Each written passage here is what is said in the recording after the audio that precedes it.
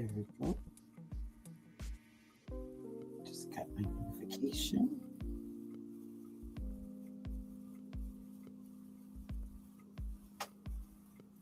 Okay.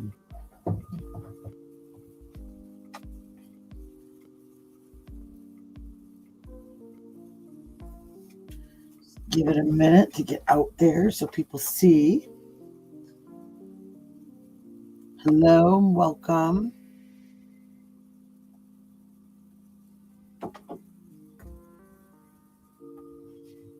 Excuse me.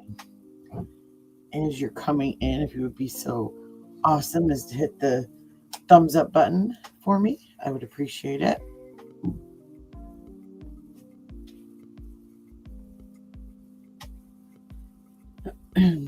Just gonna give it just a minute to let some more people come in, see if anyone else is gonna come in, and then we'll start. I haven't been on in 3 days, so hi Nenny. I have to have my phone on, I figured out, so that I can see the alerts in my chat. Something I realized today when I was going through some of my analytics is that some of you sent me some of the little gifts. Hi Rachel, good to see you. Oh, well, we had Easter, and then I was not feeling well yesterday, so I took the day off, and then now today I'm here. I was running all day, but I took a shower, I got everybody in bed, and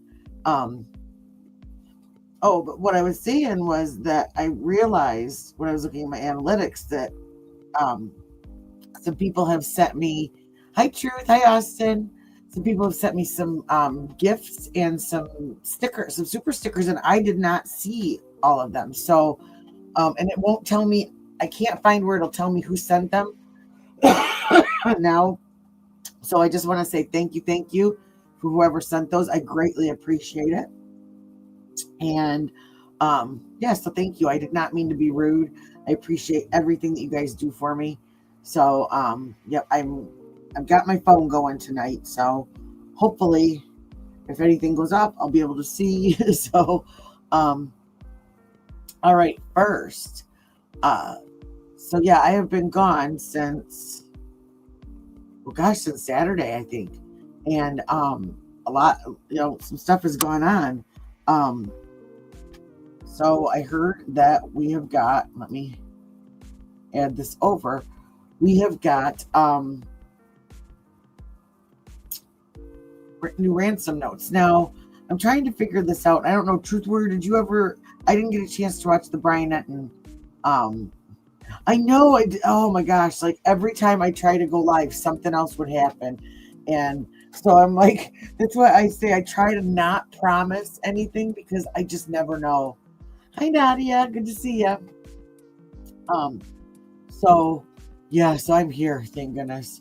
And tomorrow is, I won't be able to be on super late. Tomorrow is SAT testing for my oldest. So we've got to get up really early. He's got to be to school really early and all that fun stuff. So, I'm going to go, it's a long one. So I'm going to try and see what he says about the 2 notes. Because I do want to show before I get off tonight, a clip of Leticia Stauch, I think is how they pronounce it. I thought that's how I heard his dad pronounce it the other day. Just because she is getting ready to start her retrial too, and thought it'd be a good for some of us to kind of rewind and remember so that we see what's going to happen. But first,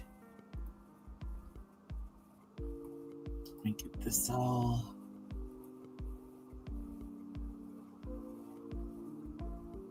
Just a second, I'm getting all my. Okay. So this is what I wanted to find. I wanted to see first.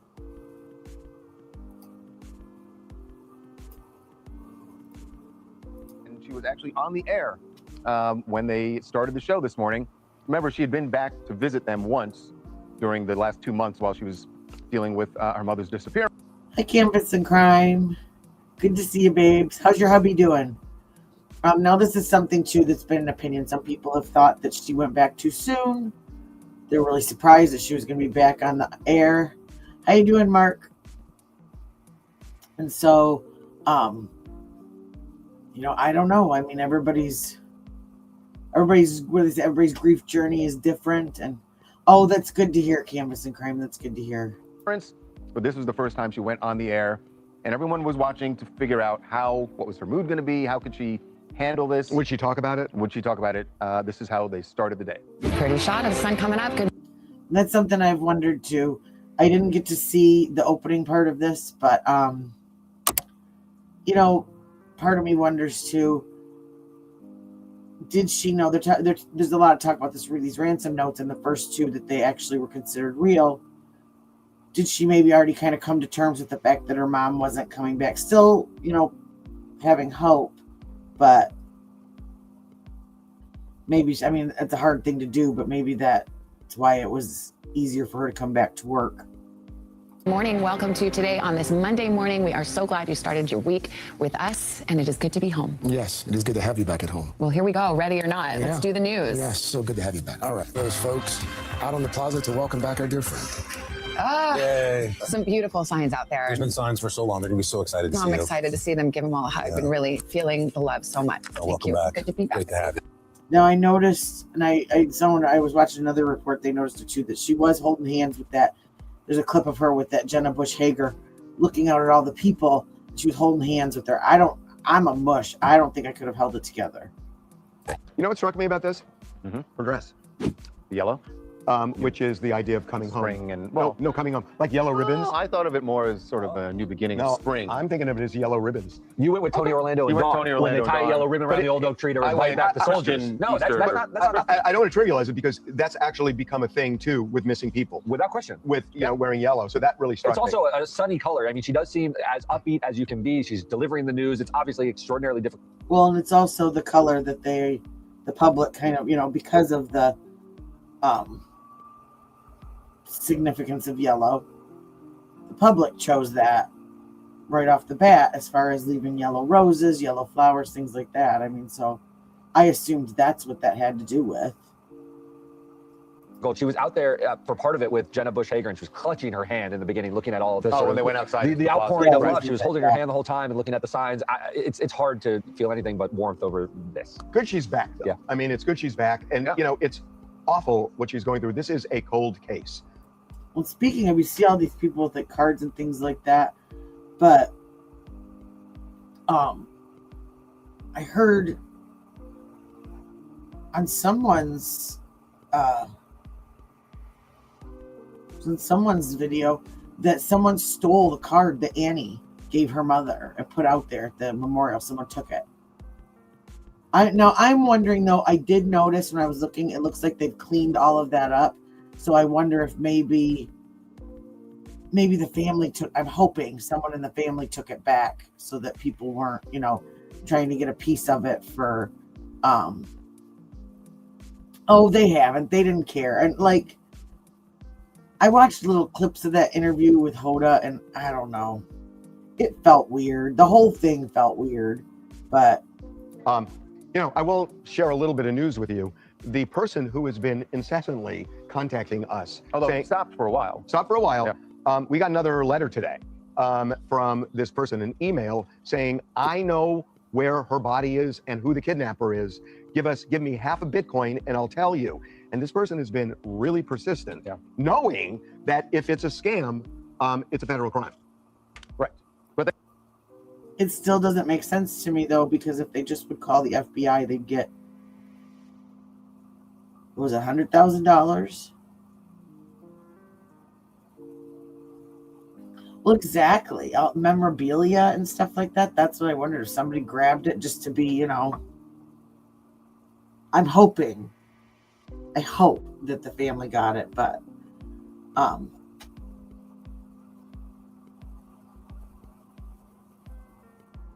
yeah. They also made the point that they wanted to make it clear that they have nothing to do with it. Right. They've been out of the country, but who knows? We forwarded it. Again, we forwarded it to the FBI, Right. as we have in the past. And out of the country, is that Mexico? But that's, I don't understand why. They'd said before that because they have a record from 10 years. Remember the first note that came through? Harvey said that the writer said that they had a record from like 10 years ago and they were worried about that. And I don't understand. A record for robbery. What would having a record have anything to do with claiming a reward for finding a missing woman? I mean, I don't get that. Right. For whatever reason, and this is the thing we haven't figured out, you have to assume that the law enforcement, they believe that this person is not legit. Otherwise, I think so too, because when he said, that's what popped in my mind too, when he said out of the country, I thought, yeah, Mexico. Yeah, of course he is. they would have advised Savannah to pay the money. Can we just be really transparent? Uh-huh. I think you're right that the law enforcement doesn't. There's something. I just can't figure out why. But why not take a flyer? The price of Bitcoin is much lower now. These are like, you could just take a flyer and see what the person knows. The most you lose is 20 grand, 25 grand. I'll tell you why. My spidey senses tell me that there's something about this guy, because one of the emails he sent said early on, time is of the essence to do this. And then the next day he said, time is no longer of the essence. If he was pulling. And that's what I understand. Remember when the family came back and Savannah said, we understand. That's what I think is when they found out that she was no longer alive. Yeah, the sheriff wouldn't. And he's in some, I don't think he ever showed up to that hearing today. So, or the council meeting or whatever it was. So he's got like 10 days to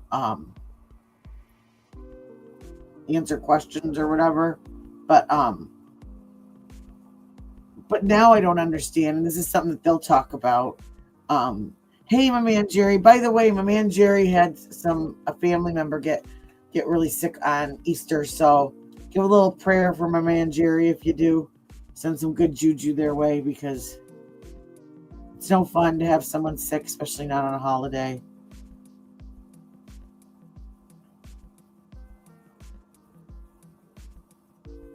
Well, see, I just never watched the Today Show, so I had no idea who she was.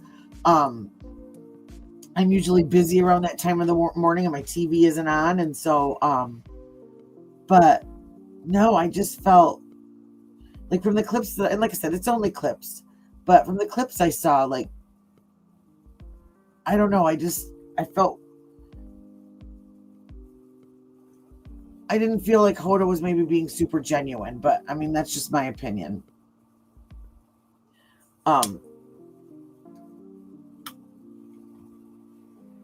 But that's what I'm saying. I never could have done it. I'm a mush, so I never could have done it. And like to stand out there, but like I said, I did notice that she was holding hands with Jenna Bush, and so I thought that's probably. But when I was in the salon, if something was going wrong or whatever with me, my clients knew it. I mean, there was no. A scam. Why would you say time is no longer the essence? Right. You want to keep the value high. You want to keep the value high. Yeah. And the fact that he said this made me think, this guy knows something. Yeah, it's a way to look honest as well. I'm not, look, Right. I'm not FBI. We're not privy to all the information they are, but You're talking just about from the outside looking in, it sure seems like this person knows something. Hi, this is Hannah from Boston. And I don't know. I mean, do we believe that these are real? Or do you think it's just somebody trying to take advantage of an opportunity, of a tragedy? Granted, we don't know everything that these notes say, but and I thought TMZ wasn't going to put out any more of the notes. What happened there?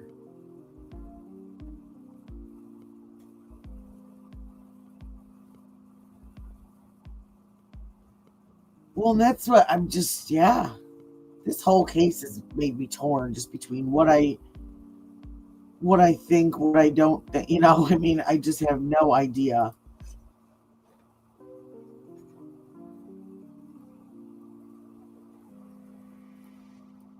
Let me find.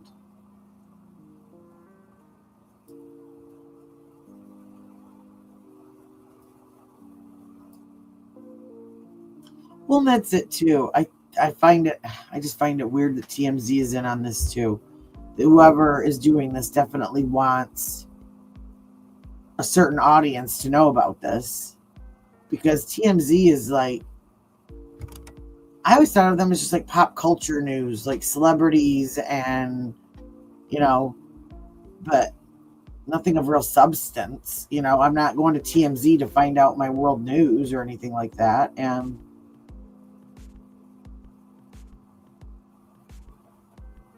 let's see.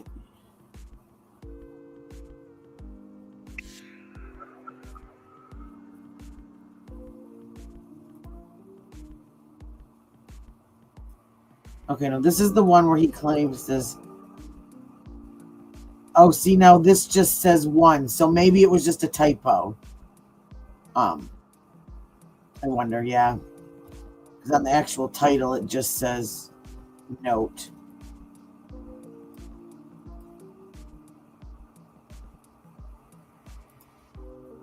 For the Nancy Guthrie mystery, it is now day 66 since Nancy Guthrie literally just vanished. This is just, I'm just kind of zipped through this. I am going to speed him up. Out of her home. And I will be right back. I have to say goodnight to my son. Hi, Doug. How you doing? Good to see ya. Outside Tucson, Arizona.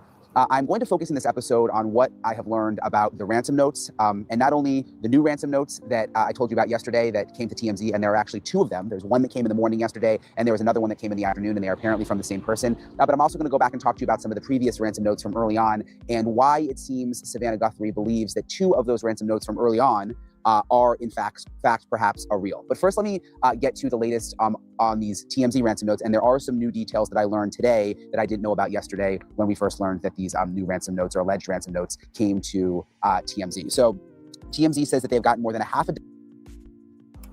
Okay, sorry about that. He's 16 and he still wants to give me a kiss goodnight, so I'm going to take it as long as I can. Dozen emails from this same person who sent these notes yesterday, emails in the past claiming to have information about Nancy Guthrie. The person claims to know who the kidnappers are. And something I want to point out is Harvey Levin, when he was talking about the notes, and he's obviously seen the notes for himself, he says that the person used kidnappers plural. So there's more than one kidnapper, according to whoever is writing these. Well, and so half a dozen notes. Okay. I don't understand, or these are the emails. So I don't know. How in the world are they not tracking them? The FBI can literally, like I've said it before, the FBI, if they wanted to, they could know exactly what color underpants we all have on right now. The government has that technology. The FBI can trace emails, and I don't understand why. I can see why someone like me couldn't figure it out, but I don't know. Notes. They claim to know where Nancy Guthrie is. And Harvey Levin said that they had not gotten a note in a month from this person, but then again got 2 notes yesterday, one in the morning and one that came yesterday in the afternoon. That would, of course, be Los Angeles time. TMZ is based in LA. The note said that Nancy Guthrie is in Sonora, Mexico, and that she is not alive. Sonora, Mexico, of course, is the area right on the other side of the border from where Tucson, Arizona is. Tucson, Arizona is very, very close to Mexico. So would that be, does anyone know, is that near Nogales? Well, that's just it. This is scary that there's nothing. And I mean, is it because key evidence was lost maybe in that first week or so? Or I don't know. There can't be nothing, Obviously. The note reportedly said, quote, "I saw her alive with them in the state of Sonora, Mexico." And again, it's interesting that it says with them, indicating that if this is true, the kidnappers would be plural, more than one kidnapper. This person says that they can lead authorities to the kidnapper. And according to Harvey Levin, the person who wrote this... Something else. You guys can see my mouse. You can see it right here. I heard someone earlier talking about this being a GoPro. They thought that it might be a camera. I thought it might be the backpack sticking up.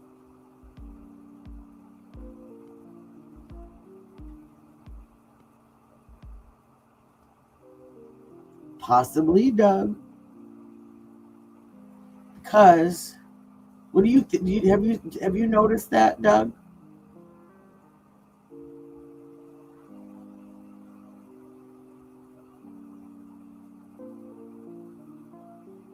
That's what I'm wondering. This was something. I mean, it could be a drone. It could be the person had said that they thought it was a camera, but I've never seen a camera.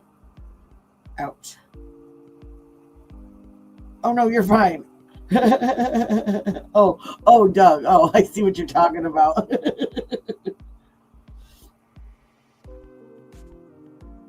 In the back, yeah. So it'd be like back. Email has said these same things before. Back down in here.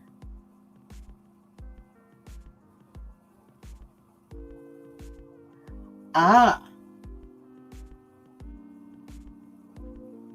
Well, then that makes sense then.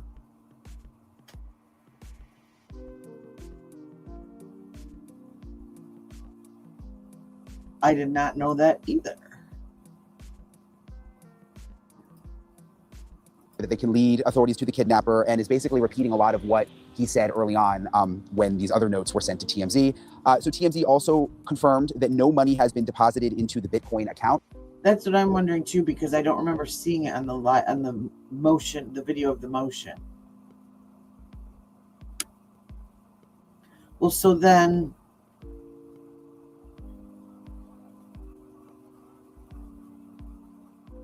that could maybe make sense to that first note saying that he had seen them. He had seen her with them.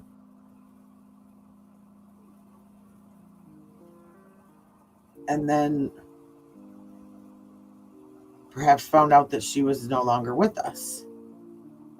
And that's why they said there's no lack of urgency anymore. I mean, that would make sense. Remember that this person sending these notes is also including a Bitcoin account and demanding about the value of half of the Bitcoin, which is somewhere around like in the $30,000 range, a little more than that. But as of last night, there was no money that had been deposited into the Bitcoin account. Harvey Levin says that he has talked to the FBI, that they've been giving them all this information. And he says that his spidey senses are telling him something about this guy, that there's something significant that makes Harvey. I think it's right on the border, because that's when they went to Rio while they were talking about that was so close right there. So is Rio in Sonora also? Yeah, because it's right there, right.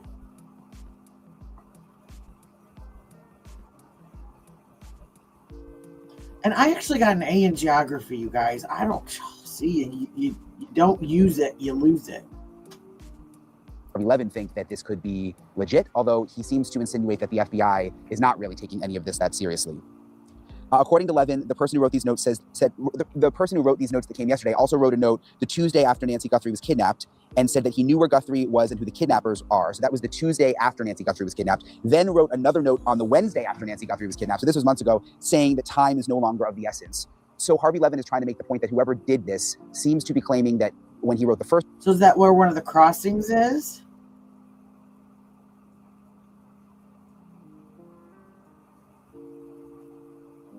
You know, that's what I wondered, if it was just if I don't know, I was laying there thinking about that the other night. And we've kind of, pushed the cartel theory, oh, they're not that important, they're not whatever. But if they thought that she was a really rich woman and they could get money, I mean, wasn't it shortly afterwards in Puerto Vallarta? They took over Puerto Vallarta. I mean, there was obviously unrest because that one leader was taken out. And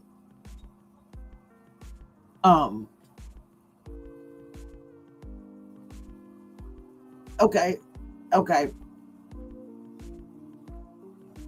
That's what I thought. Okay, so yeah, so it's right there. It's one of the crossings. So, well, then we heard that other detective talking about down the way. There's places where they aren't real strict about people crossing, etc. And notes, Nancy Guthrie was alive, and then wrote a second note on Wednesday, and Nancy Guthrie was no longer alive. Levin says, if someone is carrying out a hoax, why take the immediacy away? And that is the reason that Levin is trying to say that these notes could perhaps be real. Because if you just made the whole thing up and you wanted more money, why wouldn't you still claim that Nancy Guthrie was alive and be trying to get more money? Whereas instead, this person reportedly seemed to be insinuating that Nancy Guthrie was alive initially, and then changed the message the next day saying that there was no longer an immediacy. Well, did anyone hear something about the 4th, that she possibly passed away, like around the 4th? And when was the very first, the 4th or the 5th? When was it? I'm trying to think of when the very first note was sent, because it was sent like 3 days later. So like on the 3rd or the 4th. And then shortly after.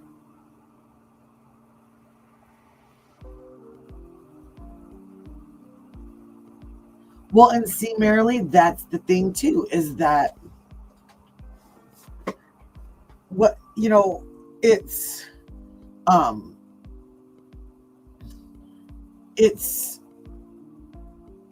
out there now, right? Like whether he did or he didn't, like that's gonna be now, because he's out there and because things have slowed down.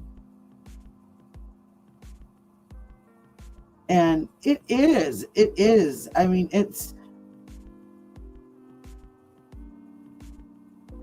I don't think it's about that. I think he really is diabolical. Everything that I have heard that Angela has said that he has done, boom threats, some of the lawsuits, the last one where he actually got charges was that Gabriella Gifford case. And he tried suing her as the person that pew-pewed her. And that's always been a question. And he isn't that smart, but he is that sick, if that makes sense. That some of the stories that I have heard are just... yeah, and that's it, to keep the story going. And he is known for doing that. I taught your parrot a new word. Pew, pew. Excuse me. Oh, sorry, my allergies are going crazy right now. And that's what he's known to do. He's admitted it on this, was it on the interview? What was that guy? It was in that paint shop. And he admitted he would make up real looking news channels, and I think it's a combination of both. I don't think he did it. There's some people that are saying that he did it. I don't think he did it or anything, but I think he is totally capable of writing out, starting letters like that when things slow down to get things going. And that's it. There's no reason for him to be there. There isn't. I mean, the cactus is safe. Okay. There's guys out there that live out there that are sitting there in their lawn chairs. Okay. Everything's good. And I heard that he was chasing Tommaso. Oh, and Nadia, I saw your comment earlier. All I know is hola, Cartel, un momento, and la biblioteca. That's all I know. Oh, I forgot about that reality show. But I think it was said, what was it, up to like 12 or 13 different news accounts that looked like mainstream media to put false facts into cases and to watch them spread and become fact. Like this, and he was proud of it. This is what stinks when you have somebody like that is willing to go that far. Like, it really has made me question. I started looking back on a lot of the cases that he was in. Oh my gosh. There's so much stuff that makes sense now about some of the stupid, weird stuff that came out. And Oh my gosh. Oh, I do know some of those. I do know some bad words in Spanish because one of my good friends when I was in high school, his grandmother was right over from Mexico. She spoke no English. Okay, and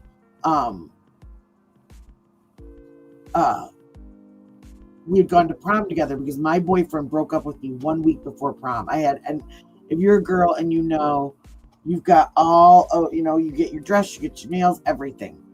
And I still watch Sesame Street, my man Jerry. And when we got our prom, my dress was white lace. I got it at this store. If you're Gen X, you probably know it. Jean Nicole at the mall. It was all white lace, had like a little fluffy like train in the back. And Anthony just wore a regular and really nice black pinstripe black suit.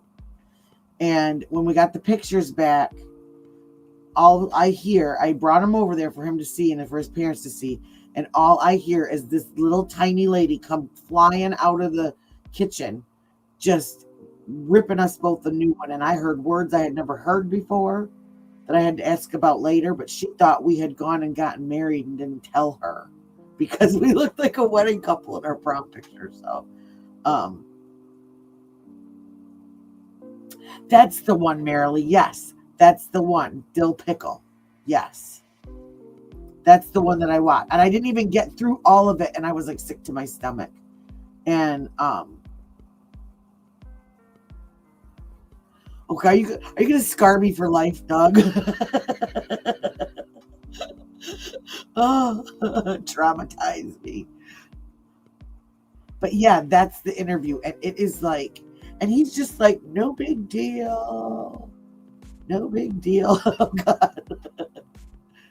I'm a boy mom, though, so I'm pretty tough.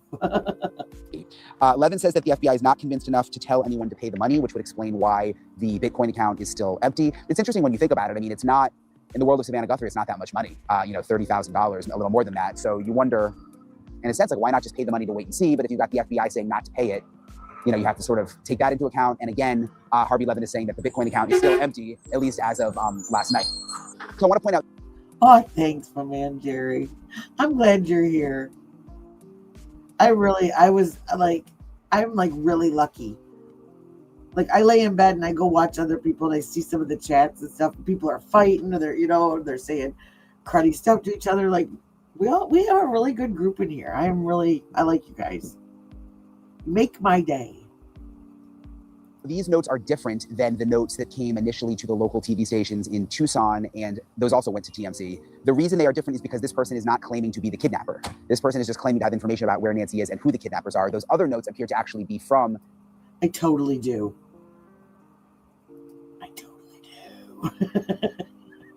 an alleged kidnapper, and those other notes seem to be the notes that Savannah Guthrie believes could be real. It's interesting, Harvey Levin is saying that the FBI told him that they believe that those notes are real, those two that I'm talking about, not the ones from this person, but the other two where they claim to actually be the kidnapper. And Harvey Levin is saying that the FBI believes those two are real, which would go along with what Savannah Guthrie said in that interview with Hoda. Remember, she said she tends to believe that two of the notes are real too. So that she's probably getting that information from the FBI. So those are like the first two notes though, but not this third, right?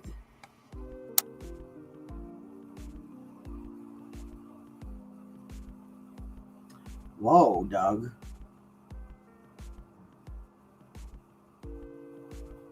Yeah, send that to me.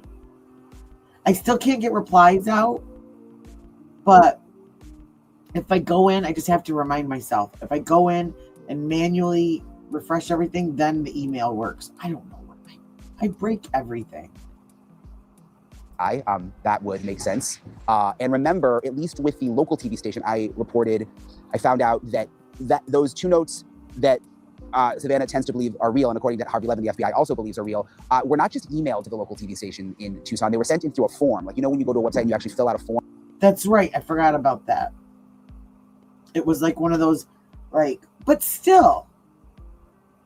I mean, maybe it's different, but like on my website has a form. It has like a contact me form. And you fill out the form and you put your message, but it goes through an email and it shows me, doesn't it?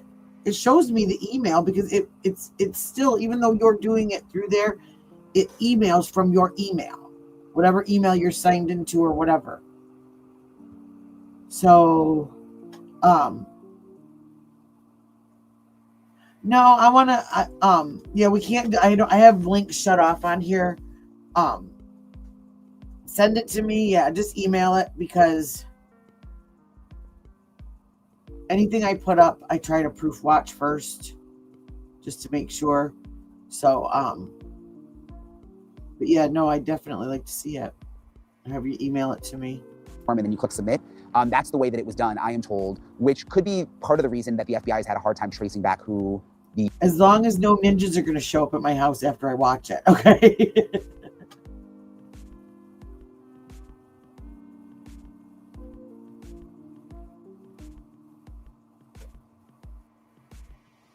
Change what on the top right?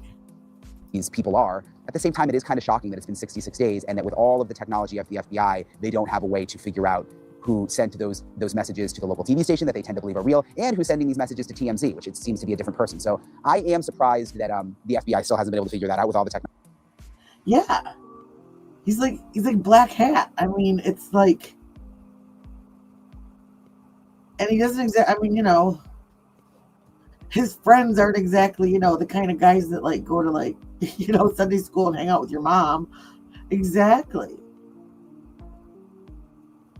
Okay, and don't use big words when you explain it. I'm having a rough week. Technology they have, but apparently whoever did this had a really good way of staying secret.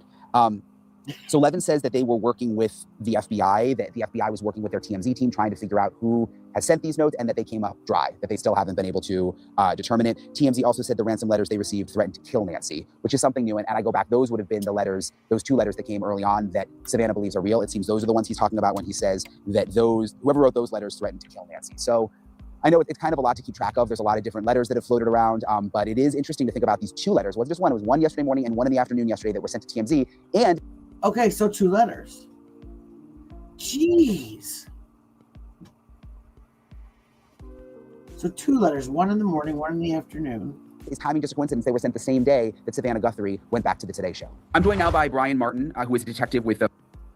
That is what gets me, is that they were sent on the same day that Savannah went back to work. So, again, is that a red flag right there? Is it coincidence? And again, I hope. Well, actually, no, I don't know. I don't know what I'm so mad about this JLR thing. His behavior and his past now is going to have a shadow on everything that he's involved in. And it just disgusts me, because honestly, most of us that do this because we actually care. And, you know,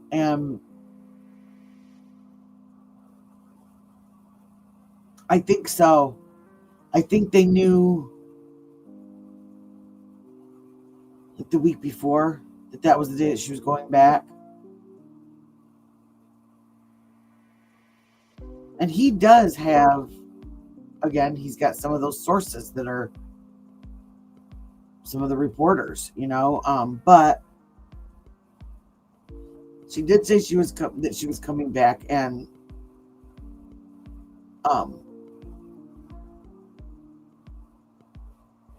I don't know. I just don't know if you know, that's the thing that stinks, is that you don't know whether or not to trust this or not.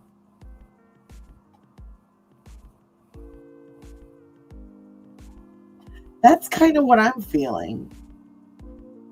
Like it was just I mean, look at, you know, going back to chats. Look at stuff that people just come into chats and say to someone for absolutely no reason other than just to start crap. You know, like, I just kind of wonder if this is like a troll, you know, and that first guy is gone. Maybe those first two were real and they're gone because she's gone. And why would you risk getting caught for a body? You're not going to. And I know that's harsh sounding, and I don't mean it harsh, but I don't know. I just feel like I don't know that we're really going to find out what happened unless it is something that somebody makes a mistake. Or I watched an interview the other day, and they talked about prison, and we talked about this last week. Some different cases that busted people, testimony to cellmates and things like that. That Linda Sturmer, she told her cellmate that she took her husband's life. And well, that's something that people are wondering, Suzanne. Hi, Emily, welcome. Welcome to my channel.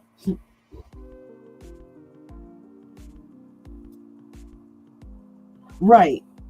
But that, see, like I said, theirs must be set up differently than mine. Because like on my website, I have one of those like contact me. But it still shows the email program that sent it. Does that make sense? So it still shows like I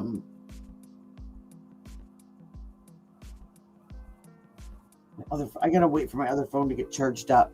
But like Matthew sent me a hello through the website the other day, and it came in and it had his email up there.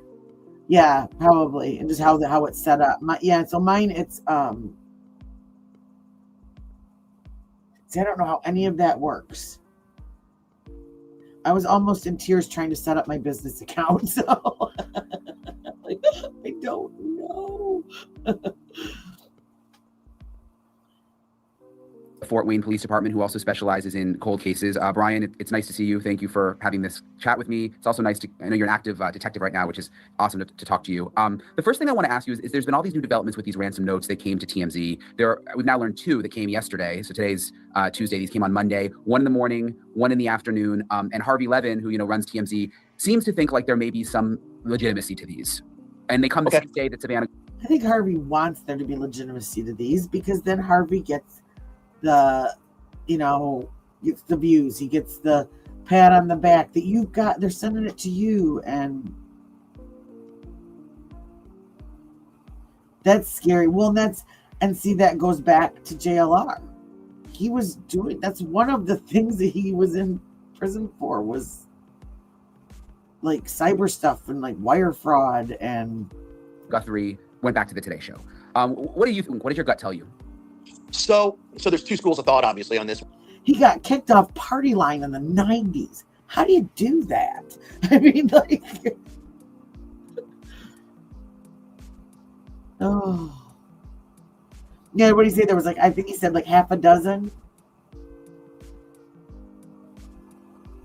It just makes you wonder. And then when they announced that about going through that system to contact, they said that after the first or second email. So if someone wanted to do that, they would know to do it that way. But how did TMZ get them though?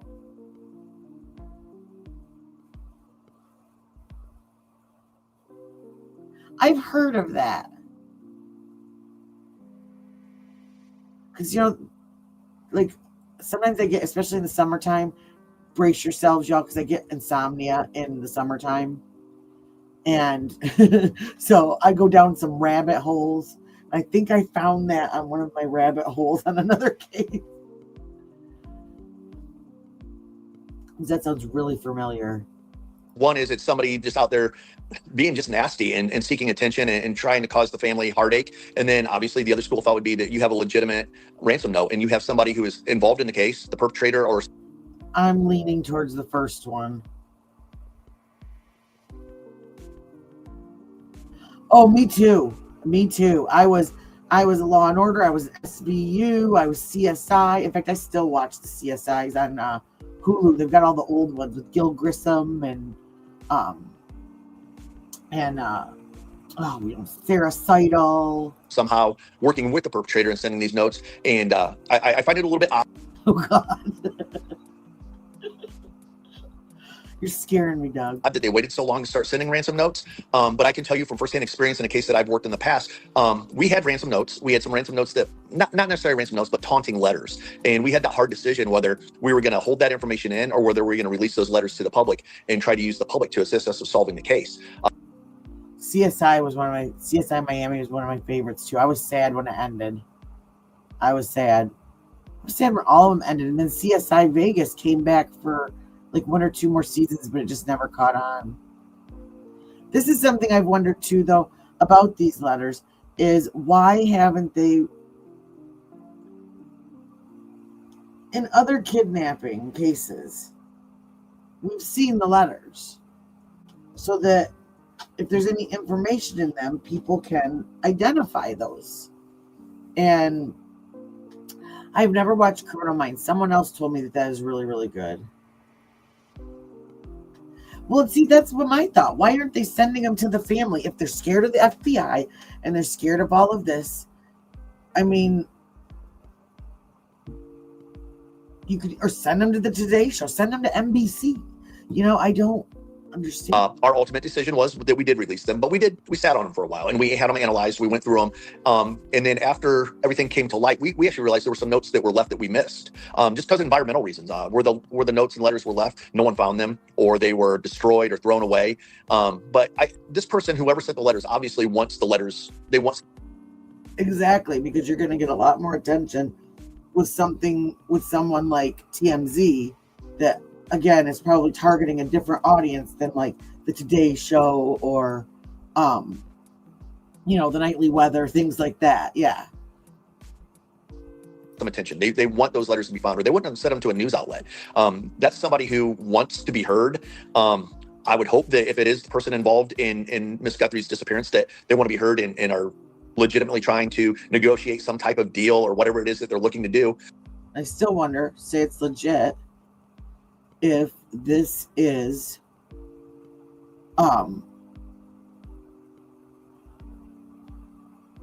someone that was involved, and that's why I know I want to talk to we've been talking about setting up like a Discord so that we can share some of this stuff. So if I'm not able, so you guys don't have to like wait if something happens or somebody busts a door off of the house. Like I said, I'm a boy mom. Never know what's going to happen. But I am going to look into that. And yeah, like I said, the summertime, for whatever reason, I get insomnia during the summer. And so that was kind of how I got like my first like 300 subscribers. Was a lot of them I don't even think were from the United States. I think they were all from like across the pond, because I'd go live at like 2, 3, 4 o'clock in the morning. And I'd get all these people in there. And then,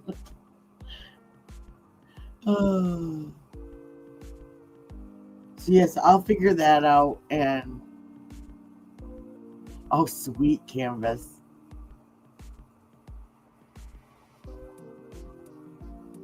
Is it through Discord? So you guys are gonna have to teach me.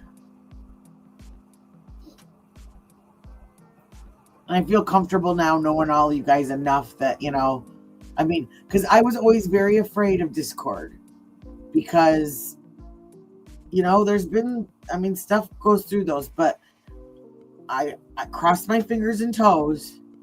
Like I said, I got a good group of people in here, and just as long as no matter what, nothing you really put in there is private. No matter how much we say it's private, it's not. Anybody can go in there, take a screenshot.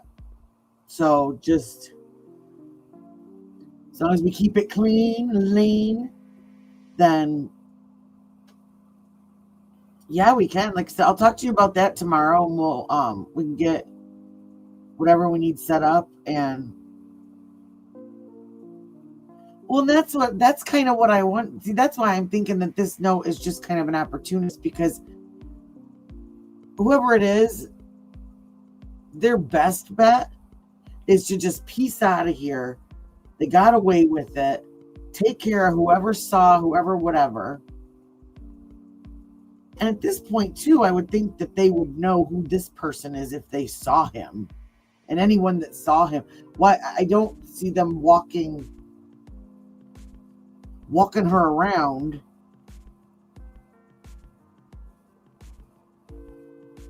Yeah, I would love to read those and just see. And I know we aren't owed anything. I know it's, a lot of this stuff, they may never come out. But I really would like to be able to read them and just see from everything that we've kind of, looked at and compiled, like how they fit in. Because maybe if we knew some of that language in there, some of these other things would click and make sense. Because that's what I feel like. I feel like it's almost like somebody's reading a story and they keep hitting the mute button at the most important part. And then they click unmute again. And then as soon as you get to where you almost have it figured out, click. And, part of that, I think, too, there's stuff going on in the sheriff's office. I mean, what a mess. What an absolute mess.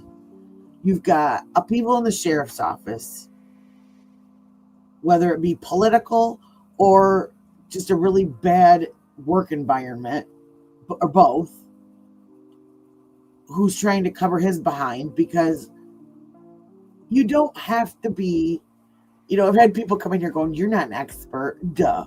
I never claimed to be, but I have common sense. And I just, oh my gosh.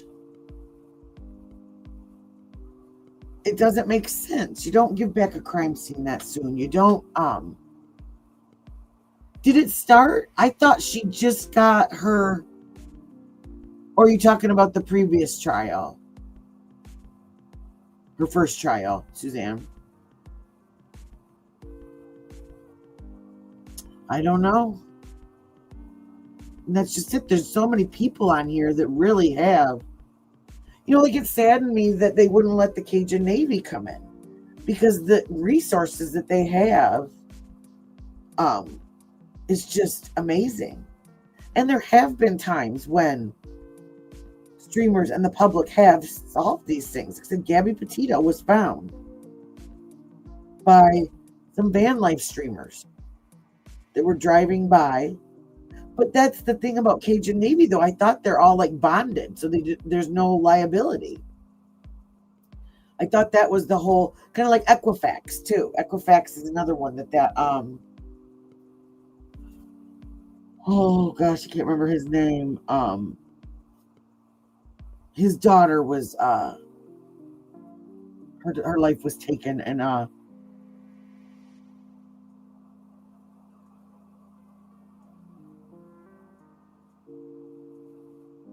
well, and that's it. I mean, if she was out there somewhere with the wildlife, they're not going to find her. It's pretty much, in my opinion, impossible at this point. And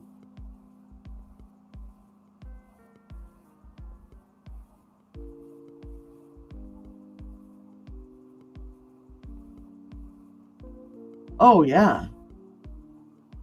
Yeah, exactly, Marilee. Exactly.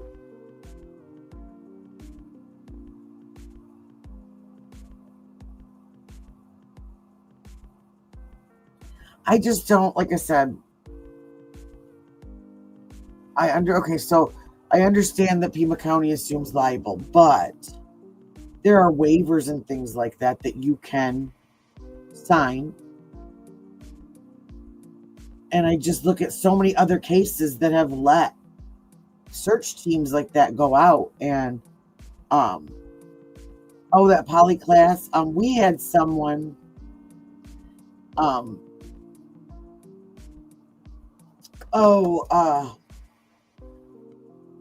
he was actually, he was a teenager, and he took off and he was lost. And we, the whole state was looking for him, didn't know where he had gone. Well, come to find out, he had some mental illness issues and had stopped taking his medication.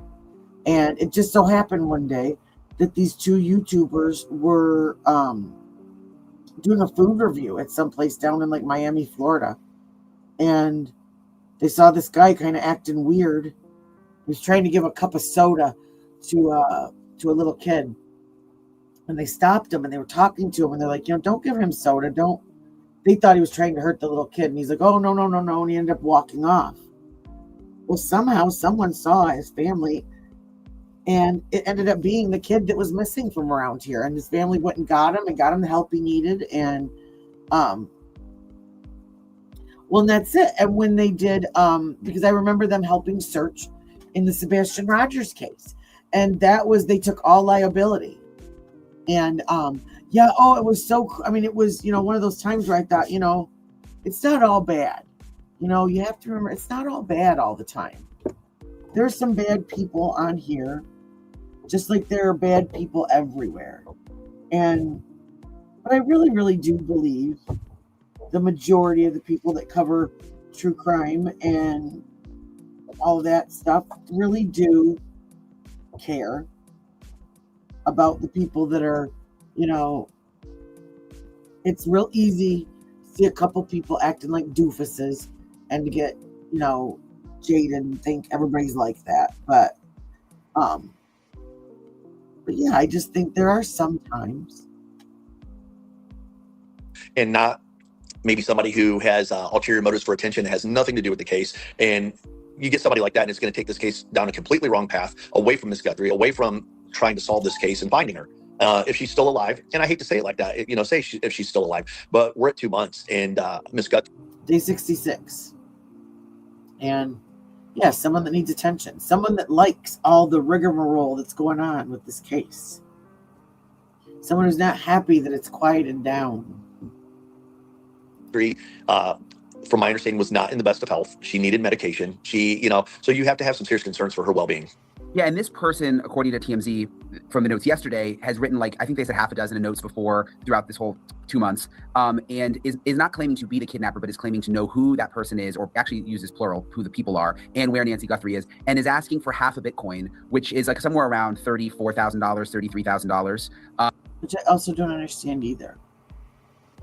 It seems like an amount that maybe they'll get it, maybe not. It's just kind of like a testing the waters. I don't. Let's see.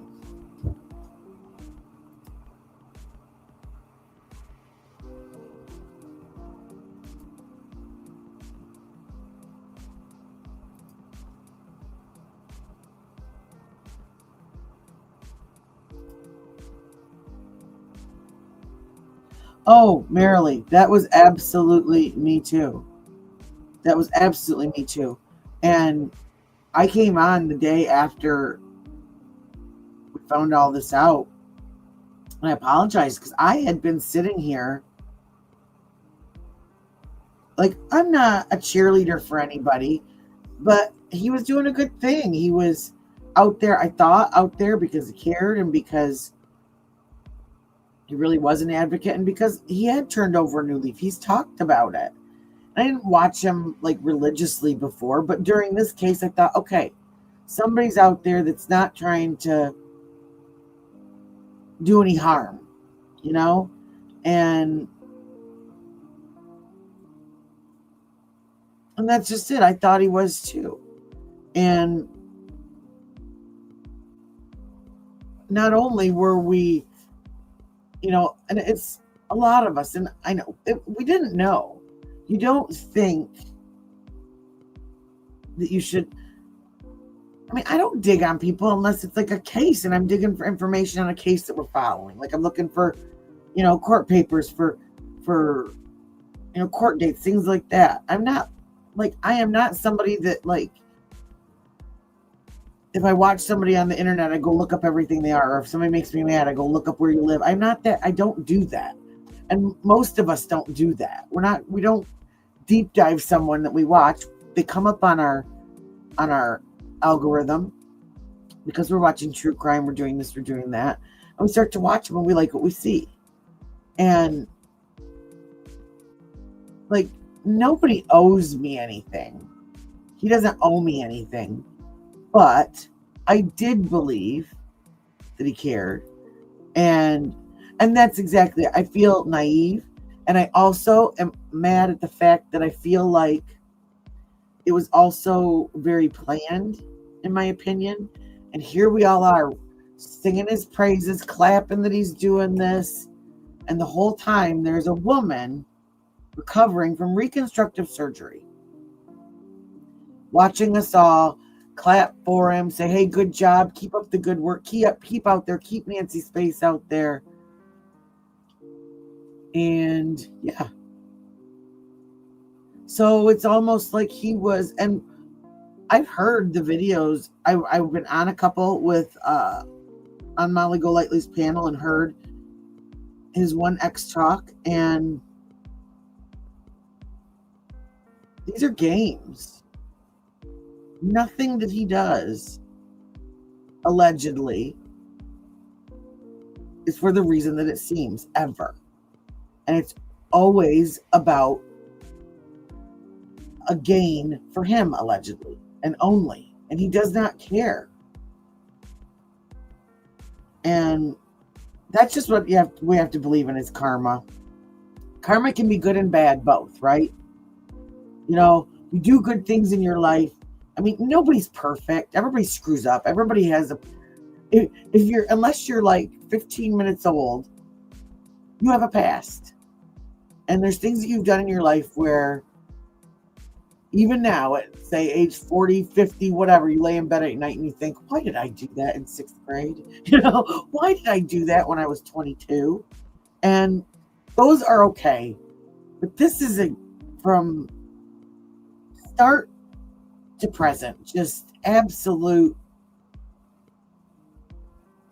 I don't even have a word for it. Well, and that's it. It was about money, and it was about look over here instead of looking over here. That's what I wonder. People have been talking about that. The wheelchair scam. Yes. The wheelchair scam. I watched that this morning. Like, I want to watch it again because I was in and out of the room when it was on. I want to make sure I have the deets right on that. But yeah, he faked being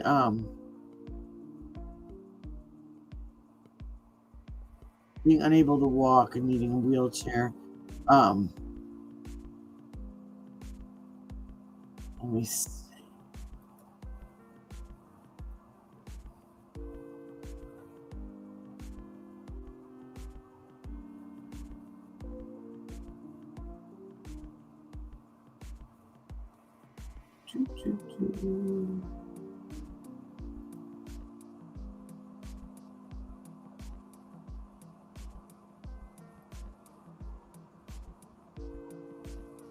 Okay.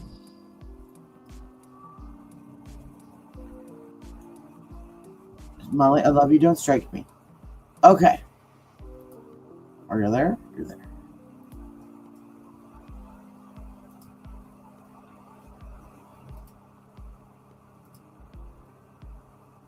That he did when we first moved in together, and I was so fucking embarrassed. This fool had the nerve to decide that what he was going to do was he was going to start suing people legitimately, and that's how he was going to make a living. So, legitimately. He went on a fucking Craigslist and he bought a fucking wheelchair, and he wanted me to push him around in it, and every place that didn't have a wheelchair ramp, he was going to sue them for it. Really? I love it, Canvas and Crime. Yeah, she talked to the one ex the other night, and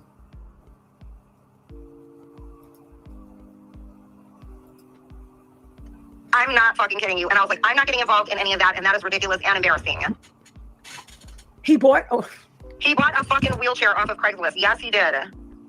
And he was going to act like he was fucking disabled. This guy will scam anything that he can scam. I don't know why people don't see this. You guys ever know?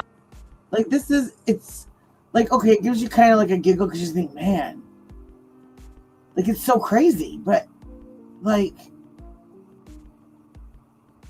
what in the world? Notice he has the handicap placard in his fucking car? Yes. Okay, because he has mental problems, he uses that. Because he is considered disabled, because he's mental and he gets a disability check. So because of that, he went and applied and they gave him a fucking handicap placard so he could fucking use that. He would use it all the time when we were together. And I was like, dude, did you ever do anything just like legitimately? He's unscrupulous. That is unscrupulous. I actually had a friend that was paralyzed, and like people don't think it's a big deal, but we literally couldn't go places sometimes because he had a van and he needed one of those van parking spots.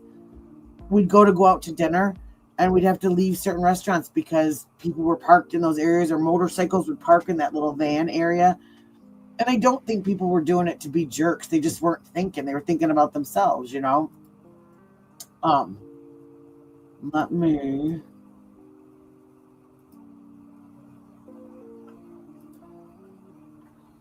do this in case you guys aren't.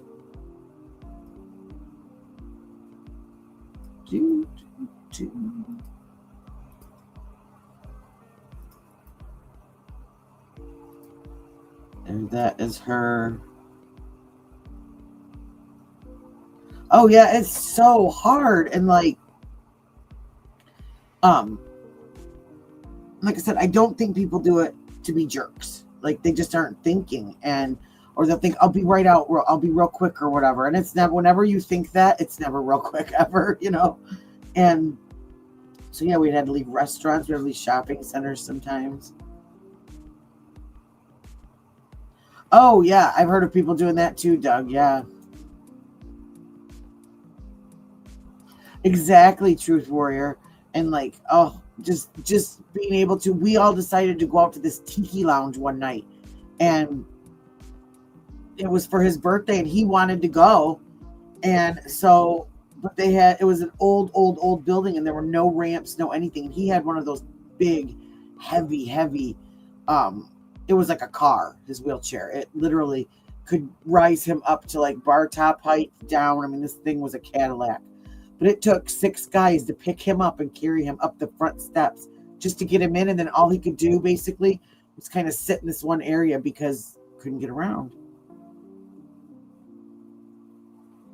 Exactly, Emily. So that's just it. And oh my gosh, he's just sick. And like I said, I just really and truly, I'm a Virgo. I question everything anyway and everyone, okay? And I hold grudges and I don't trust anybody. But this really, it makes me now wonder. He covered the Preciado, the Savannah Soto Matthew Guerra case that we were going over. He covered Carly Russell, which was the one who faked the kidnapping on the side of the expressway. He was involved in this Leticia Stauch. He was involved in Sebastian Rogers. He was involved in, was it Caleb Harris, or there's those 2 college boys that went missing right around the same time. Oh yeah. And thank goodness we had a bunch, we were all young back then, like in our 20s, and had a bunch of big, strong guys, because yep, he was on Micah Miller. I mean, well, see, that's just it. Some of these cases too, he just all of a sudden kind of fades out because it's not lucrative. And to me, if you're trustworthy and you're honest, and you decide and you build a good following of people, when you decide that there's a case that's important, then the people that watch you will watch and pay attention, and they'll make it important too. I mean, usually that's how it goes. You get like-minded people around with you, and like in here, we don't always agree, but we pretty much all have the kind of same thought pattern. We all have common sense in here. You know, I mean, I have my rough days, but most of the time I have common sense. And because that's it, truth. He doesn't do, that was something that Marissa was saying, is in all the cases that she was with him, he didn't do anything. He just kind of led people around and told them what to do. And then sat there. And allegedly, in my opinion, in her opinion, etc., etc. Well, and have any of you guys heard about that food drive the other day? Because I saw something that said they were giving out pizza for 1 hour. It was this big food drive for the homeless. But then I read something about that it wasn't held by them. It was held by some senator, and that they just showed up to film it. Well, and that's exactly it, because credit gets you views and gets you, you know.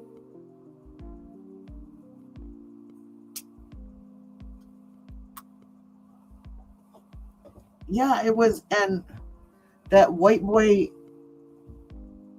radio lockdown, I think is his name.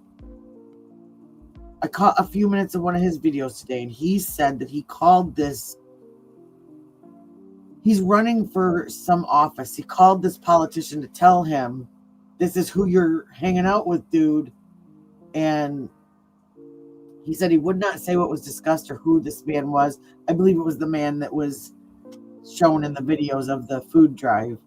And he spoke. I heard him speak. There was this clip of somebody clipped him speaking. Yeah, I don't know him now. Molly knows him. They did like some cases together, like Summer Wells and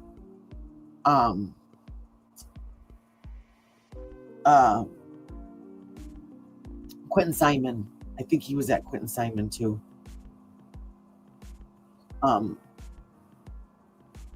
But usually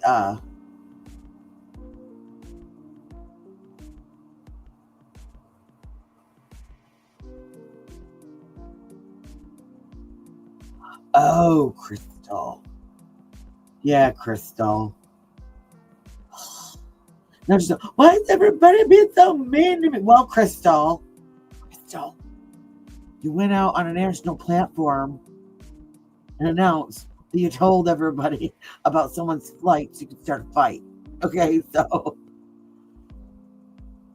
did you canvas? See, I don't know. I'm like, I don't know.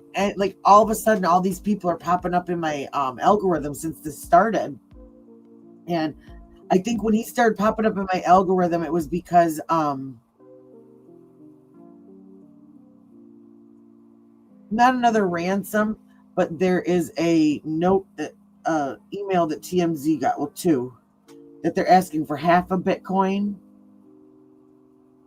It's the people, it's supposedly, it's the people that claim to know where Nancy is and who took her life.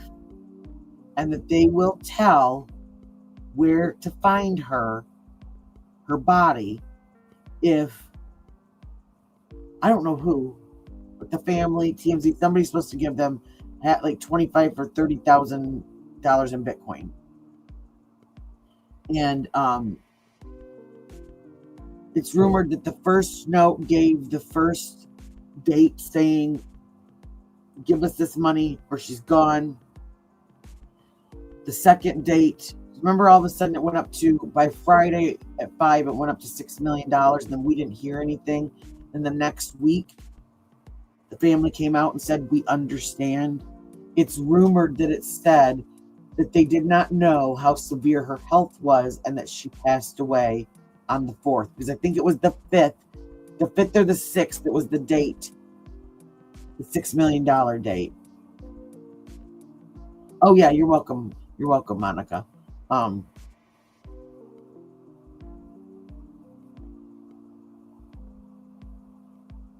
Well, and so yeah, I'm just seeing a lot of these people, because I really do think, people think that because Molly and I are friends, that like she just gave me like the lowdown on everybody until I really don't know anybody until I watch them.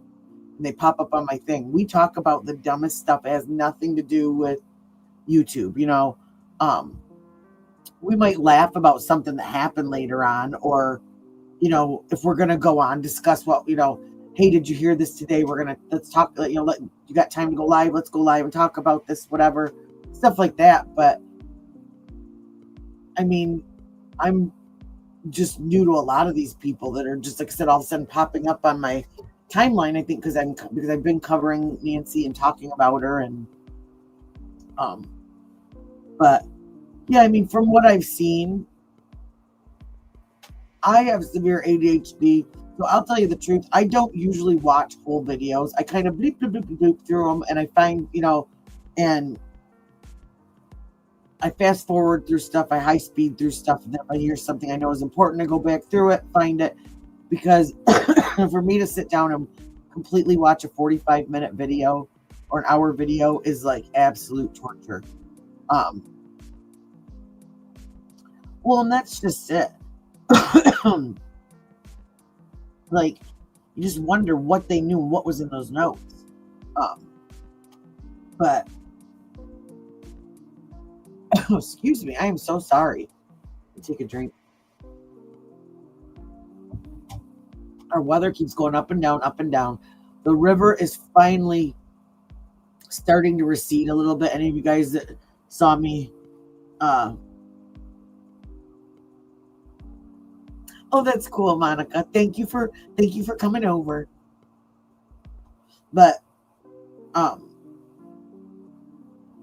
and I know that she and Matt are putting whatever aside right now just to, you know. And I'll tell you, I'm not talking a lot about him just because this is really sick. And I just, I don't know.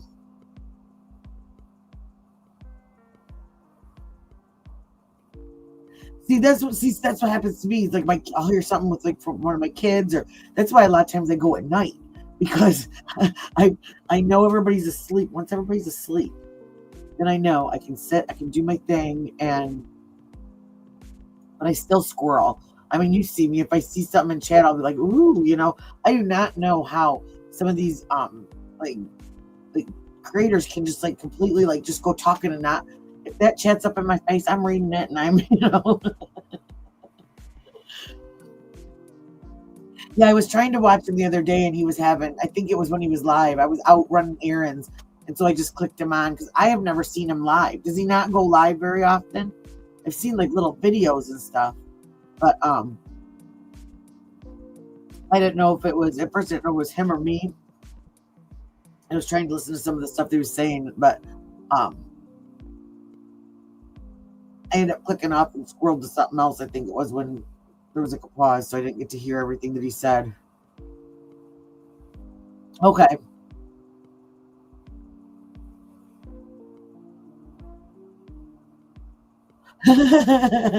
Oh, me too. I'm always, like I said, I have a circus full of squirrels, and they're running everywhere. And oh man, see, I did it.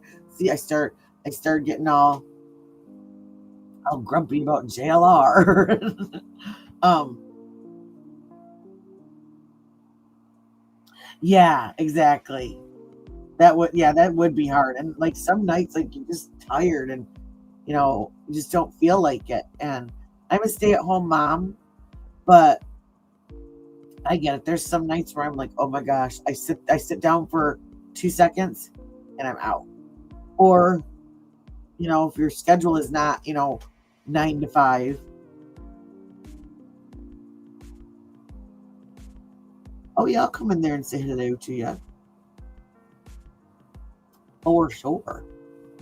And that's just it, that's something else. Speaking of that, let me find this. Because this is something that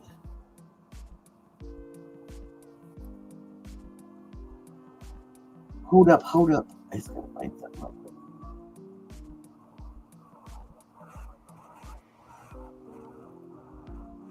Here. This was something. As you look at when JLR started tweeting about me, it did not begin before his charges. It started only after I became both witness and a victim in his misdemeanor case. What followed escalated into threats to show up at our home, which violates Florida laws that he inspired. That was the brand laundry case, he and Betty and all the gang. Videos of Eva's children in a enclosed private area. That must be that video that was shown.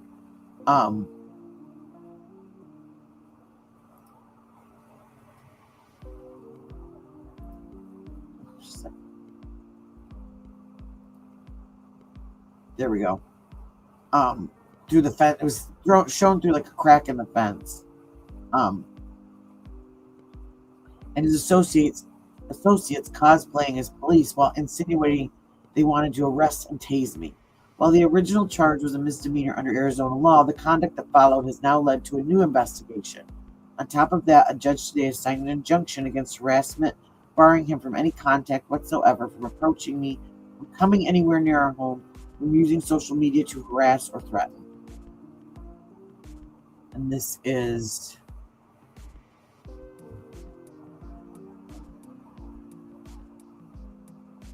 the protection order. So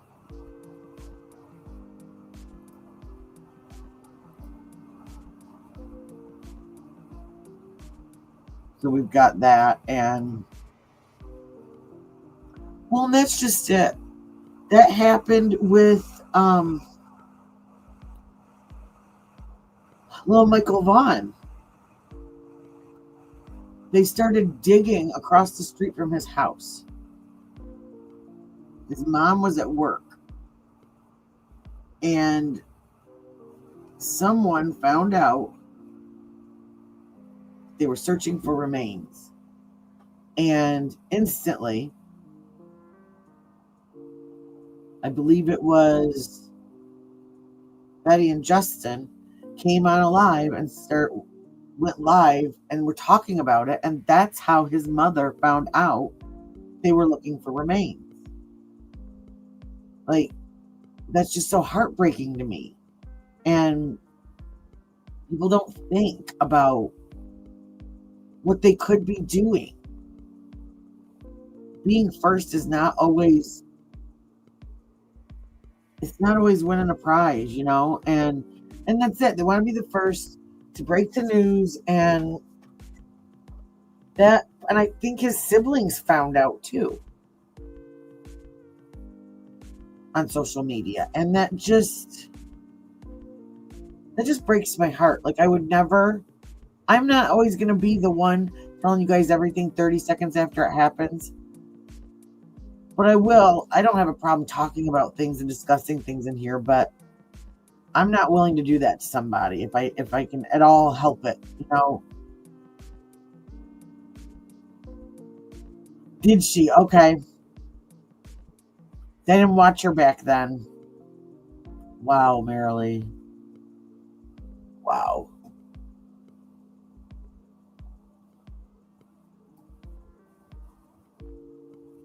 Okay. So for my grand finale tonight, because one of the cases that I do want to follow is this retrial of Leticia Stauch, and I don't think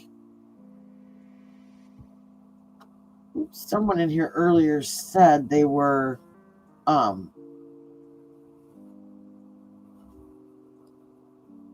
watching the trial, but I don't think I don't think her retrial's happened just yet. I could be wrong, so I'm going to check on that and see if we've got a date on that yet. But I wanted to start with this. I'm going to start us kind of going over this and following this, because I followed this the first time. This is another case that there was a lot of drama that went around it after it.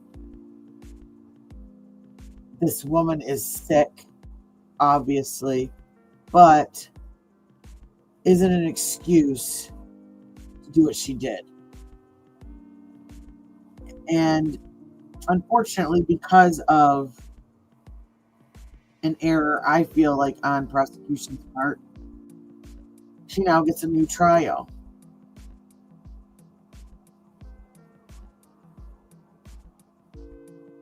Oh, I don't know. Who's that? I don't know. I don't know. I have a recliner. Maybe I'll start doing that. It's right up in my face. But there was a lot of time that back when this case happened, afterwards, there was the unredacted autopsy photos ended up getting set out. There was a creator that put them behind a paywall, which she said she did it to protect the dignity of this little boy, but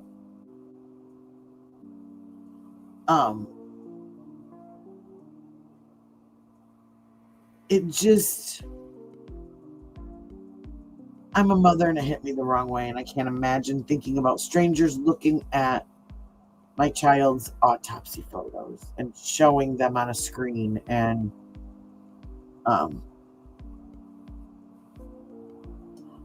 okay, I was gonna say I didn't think that it had started yet, but in lieu of that, if it's coming up, if it does end up going through, then you can remember this lady, whether or not she's ill or not, which I believe she is, if she was willing to do this, then she's not safe to be out on the streets ever, I don't feel like.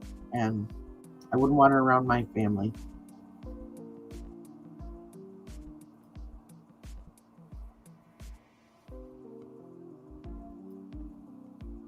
I don't know who that is. See, you guys, I really have stayed out of the loop.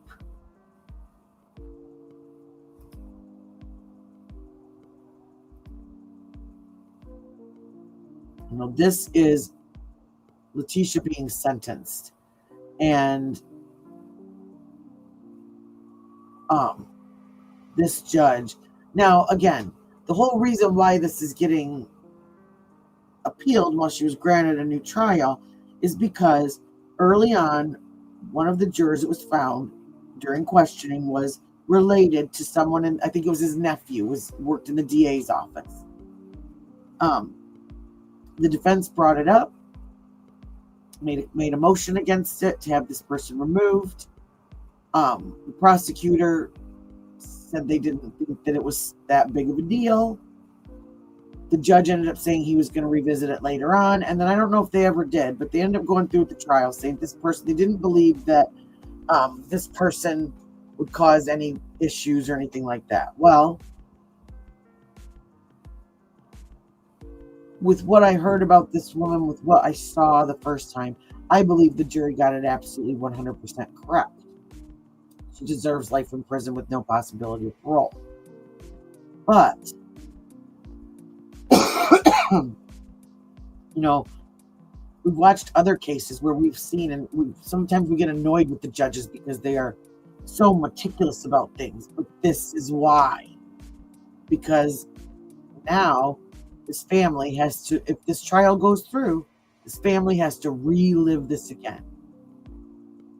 Because something that maybe didn't seem, you know, you got to play chess, not checkers, and you have to think that this might be an issue down the road. And if this judge believes wholeheartedly that this woman is guilty, like he says, like when you hear this passionate sentencing, I mean, this is deep. Why wouldn't he simply take care of something like that at the beginning? Oh no, it's just horrible.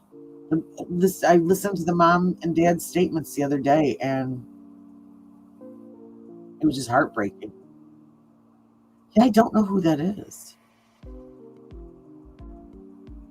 So I think I'm lucky because I didn't get involved with a lot of people that everybody's like, oh my gosh, this person's crazy. You know, this person's like wild or whatever. And I've been kind of protected in my own little turtle shell, my own little lane, my own little people. And I think I have a big mix of people from like every kind of community. We just kind of come in here and you know, have fun. That's what I like about it.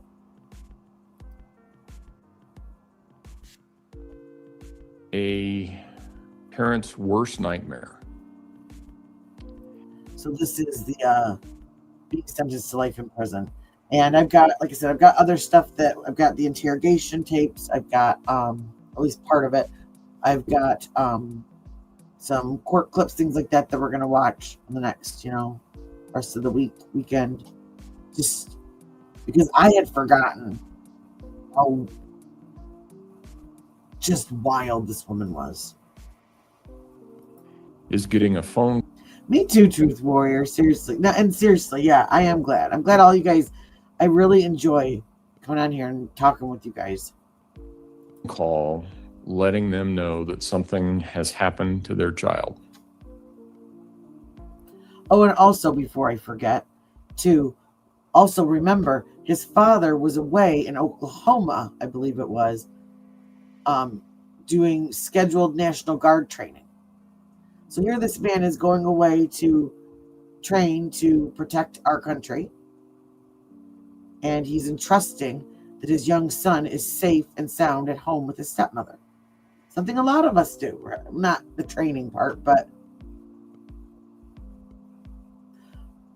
the grounds are that there was one of the jurors' nephews worked in the DA's office. And they believe it's a conflict of it. It could be a conflict of interest. It was brought up at the beginning of the trial, but then they never really did anything about it. Defense brought up a motion to have this person removed. Prosecution said they didn't believe that it would be an issue. The judge was supposed to revisit it later, and I honestly don't remember him revisiting it at all. Well, and that's why I'm doing this too, because some people didn't follow it. Same with, like, you know, the Preciado case. A lot of people didn't follow it, but they remember it being in the news. And a lot of these, like Plunder, followed it.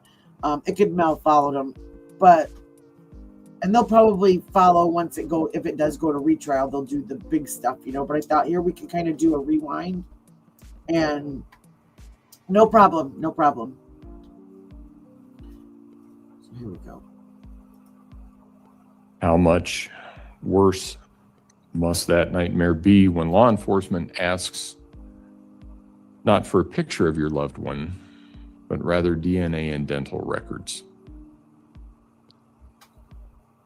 I've also heard it said that one of the worst tragedies a parent can experience is to outlive a child. And that's the thing too. Remember, he's like 11. So this isn't just finding out that a relative has gone. This is your child. Exactly, Marilee. I have known people, both professionally and personally, who have gone through that. It never leaves them. But the sharpness of the pain does diminish to some extent over time. I cannot fathom the pain Mr. Stauch and Ms. Bullard have experienced. Stauch, okay. I want to make sure I'm pronouncing their name right. And he was adorable. He was adorable. It's just so sad. As a result of the defendant's actions. A sentence in a criminal case such as this will not change the fact that their son's life was taken from them, and no sentence I impose and nothing I say will ever change that fact. Ms. Stauch, you betrayed the person you loved enough to marry. You told your husband lies and took away someone he loved. You took away every day that Mr. Stauch or Ms. Bullard could have had with their son. When you take a life, regardless of how you do that, you forever alter the future. Neither Mr. Stauch nor Ms. Bullard will ever see their son graduate from high school, go through the joy and the pain of that first love, or get married. They will never know what kind of impact their son may have had on the world if only he had lived to become an adult. And had Gannon's body not been found, they never would have known what happened to Gannon. They would always have had a lingering doubt about what happened to Gannon. She dropped him off under a bridge in a suitcase, I believe, in Florida. And I cannot imagine the pain and sense of loss associated with that. You betrayed your daughter, Harley Hunt. I cannot imagine the emotional impact that you have had on her due to your selfish and calculated actions. I didn't think about that either. Her daughter had to testify, didn't she? That her daughter had to testify. So I wonder if she's going to have to testify again. So she doesn't at all. She's crying. If any tears, it's all for herself. This is a young woman that trusted you to put her interests above yours. This is a young woman who believed in you and believed you were innocent of this crime right up until the time that you pled not guilty by reason of insanity. And she still loves you. That's natural for a child, and it doesn't matter how much older they get. You were supposed to protect. Yes, Marilee, it was horrible. It was horrible. Just that poor little boy. And just think about what this couldn't have been the first time, it was just. Protect her. I cannot imagine the guilt she feels or the therapy that she will need to address your betrayal. There is no evidence that she had anything to do with the murder or your cover-up of it, but some people still think that she is somehow involved. She wasn't. The incredible strength of will and courage that it took for her to come in and testify is amazing to me. But she did it because, as she said, it was the right thing to do.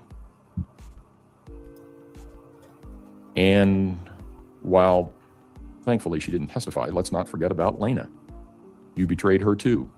You took her brother from her and forever altered her family dynamics. She will always. Yeah, that's what I thought. I had forgotten, though, that she had tried to kind of put it on her. This woman is diabolical. Always wonder who she can trust and will always feel that loss. She was there the day you killed Gannon. His body was still in the house when she got back from school. At some point, you even claimed this 8-year-old girl helped you move her brother's body from the basement to the back of your car. That's just simply not true. As she gets older, Lena is going to want to know more, and she's going to want to know if there was something that she could have done to prevent this. I hope she comes to realize that she has no fault in all of this. You betrayed your stepson, and you took his life. You took away everything he was and everything he could ever become. I can't imagine the terror and confusion that he must have felt in the last moments of his life when he knew his life was being taken by someone he trusted to protect it. Your attempt to raise the claim that you did this because of your adverse childhood is also a betrayal of people that have mental health issues. It is no secret that there is a large part of our population that has mental health issues. It's also no secret that our country and our health system could do a much better job addressing mental health issues than it does. However, the number of people with mental health issues who become violent is small, and the number who become murderers is smaller still. Your claim that a mental health issue caused the murder in this case is a disservice to all those who struggle with mental health issues every day. This isn't the first case I have presided over in which sanity or a mental condition of the defendant has been raised as a defense. I have had cases where the defendant's mental condition caused the defendant to act out in a certain fashion. But even in those cases, I have never seen conduct like this. I understand the claim of dissociative identity disorder. I have seen something resembling that, and I have seen defendants with schizophrenic disorders. I can understand those. What I have seen is that the mental condition causes the person to act a certain way, and when they realize what they did, they are astonished by what happened, or they have no memory of what happened. Yes, she claims to have like multiple personality disorder. So there's that, which I believe it was found. I don't believe that she was found to actually have that. Your claim is that it was another personality that murdered Gannon, but there is no time during the minutes, hours, and days following the murder where Leticia came out and wondered, gee, why am I carrying a body around in my luggage? That just isn't credible. You knew what you were doing. You made a number of clear and conscious decisions to cover or disguise what you had done. Claiming a lack of motive is a common defense tactic, and it can be a sound strategy. The truth is, however, that it only takes a moment to make a bad decision that results in disastrous consequences. And oftentimes, we never know why a defendant chose a particular course of action. However, that does not mean that they did not intend to undertake a course of action. Sometimes, as in this case, the likely explanation is anger. An 11-year-old boy with burns who feels that he's not being taken care of. An 11-year-old boy on the verge of being a teenager. Those of us who have lived through people or kids with that were teenagers, we know how that is. It is not hard to imagine. Amen. You know, I mean, but the things that she did to him were inexcusable. And saying something, you're not my mom. I want my mom. I want my dad. And that would be enough to make you really angry. But anger is not an excuse. A defendant is responsible for the choices they made and the actions they undertook, even though those choices arose out of or were motivated by anger. It's clear that you hated and were jealous of Landon Bullard. You saw yourself as a better mother than she was. It's clear from the evidence that you had some resentment from being left with Mr. Stauch's children. It's clear you had some resentment toward Mr. Stauch because he traveled as part of his job. Some of that manifested as early as Al's assignment in Alaska when you made allegations against the people in his unit. That caused Al to have to return from Alaska. And in one of the phone calls that were played for the jury, you talked about having to take care of his kids while he was away and what a good mother you were. It's clear you felt trapped. You wanted out. You were searching for a new job and a new location in Florida. Mr. Stauch had been gone on his new assignment for less than 2 days when the fire in the basement occurred. I can imagine that you saw your whole future consisting of taking care of Mr. Stauch's children while he was off doing his thing, and that's not the future that you wanted. I can imagine Gannon, at some point after he sustained his burns, telling you wanted his real mom and how that comment would have made you angry. You took your frustration and anger for the marriage, the child care, the absence of Al, and even living in Colorado. You took all of that out on Gannon. The evidence suggests you first stabbed Gannon repeatedly, 18 times. Based on the number of defensive wounds, he was clearly conscious for some of that. He was certainly gravely wounded. And that's, anytime someone takes someone's life like that, that's fury, it's anger, it's close, it's in your face, it's brutal.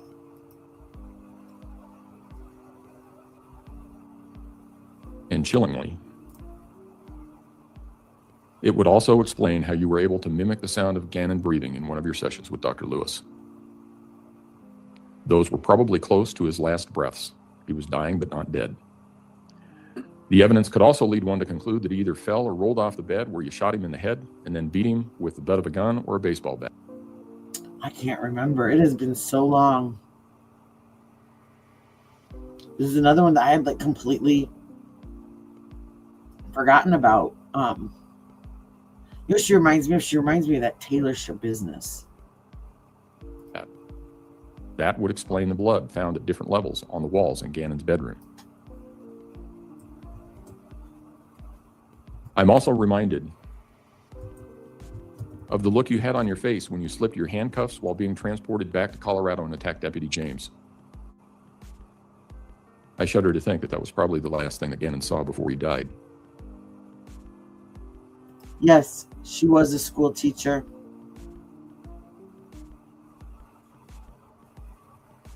Former teacher, yeah.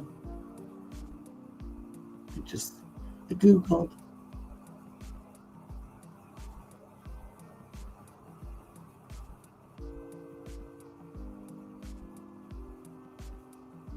It does say, though, it sounds like she had a teaching license. She was a substitute.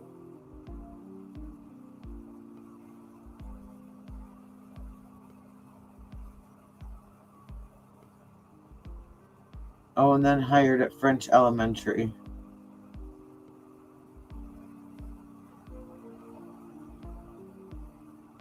You have shown no remorse throughout this process. Instead, you've made a choice to build a web of lies. When you gave an interview to Detective Jessica Bethel on January 29 of 2020, you lied to her about Gannon running away and that he was actually taken by a guy named Eduardo. When you explained that to Detective Bethel, you said you needed to lie because you didn't want to face the consequences. You told her. This is that Leticia Stauch that took the life of her 11-year-old stepson, and she just won a retrial. So we're just catching up on this. So it's, I think, 2023, I think. That you were trying to come up with a plan about what you should do. And finally, you told her you really thought you could fix this. I think that's true. You lied because you didn't want to face the consequences. You needed to come up with a plan to fix this, and that plan involved covering up what you had done. It involved lie upon. This is her sentencing, the judge's statement before he sentences her. So I'm going to try and do some. So we're juggling it all, but I'm going to try and keep doing some recaps as we get closer to finding out if this is, because her conviction was reversed. So she finds out that she does get a retrial, then we're going to be here for it. But I thought some people don't even know about this case, so you can watch and do some recaps of it throughout the weeks. Yes, yep, Colorado. On lie. But you slipped up at various points and let kernels of truth escape. In one conversation with Mr. Stauch, you told him the FBI needed to close the borders of Colorado, needed to close I-95.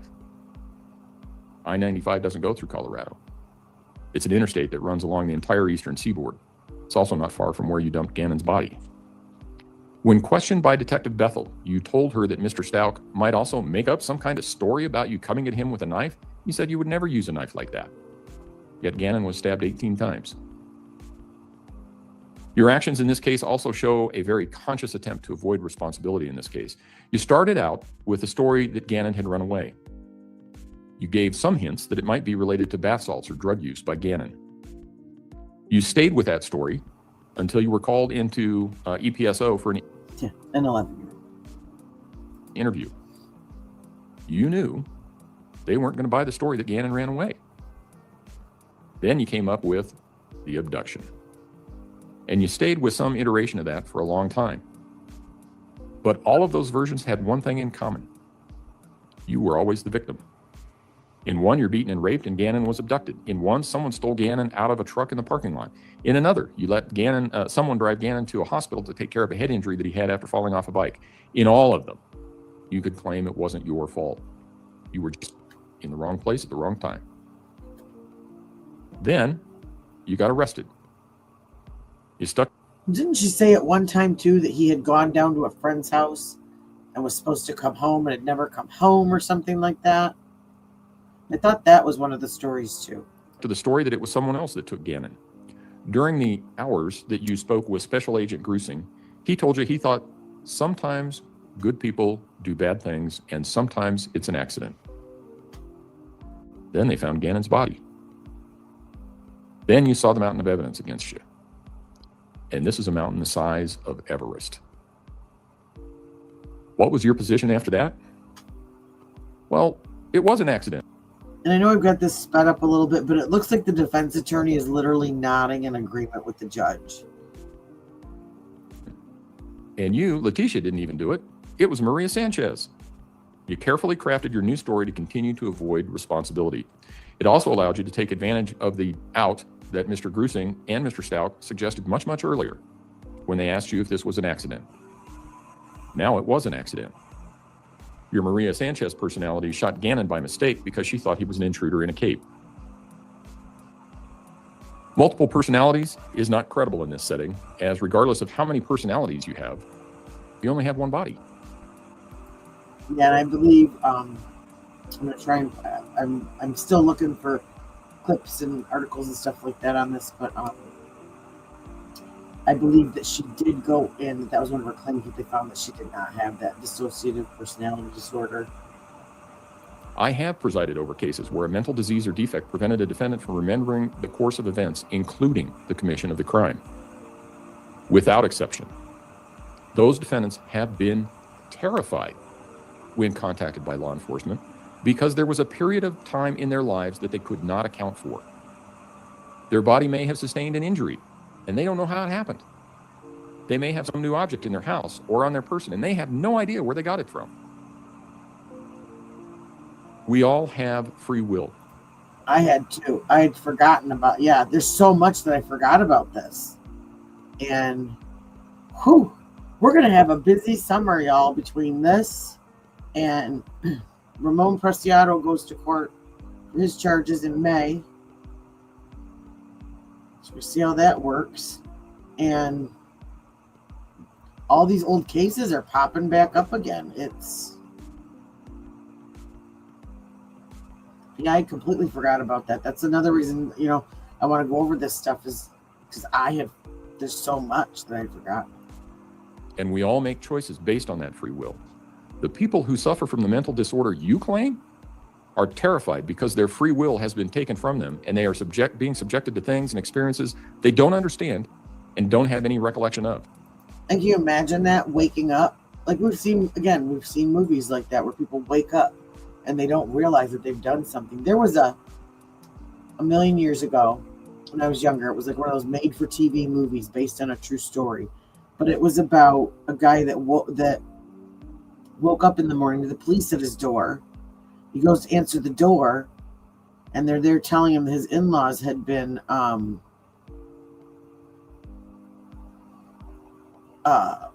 their lives have been taken in the middle of the night. And it's Billy Milligan. Isn't there a documentary on Netflix about him? I think that's on my list. But he didn't realize, I can't remember this guy's name. This was like an old movie. I'm almost 50, so I'm 48 years old, so that tells you anything. This is an old movie. It was like a made-for-TV movie.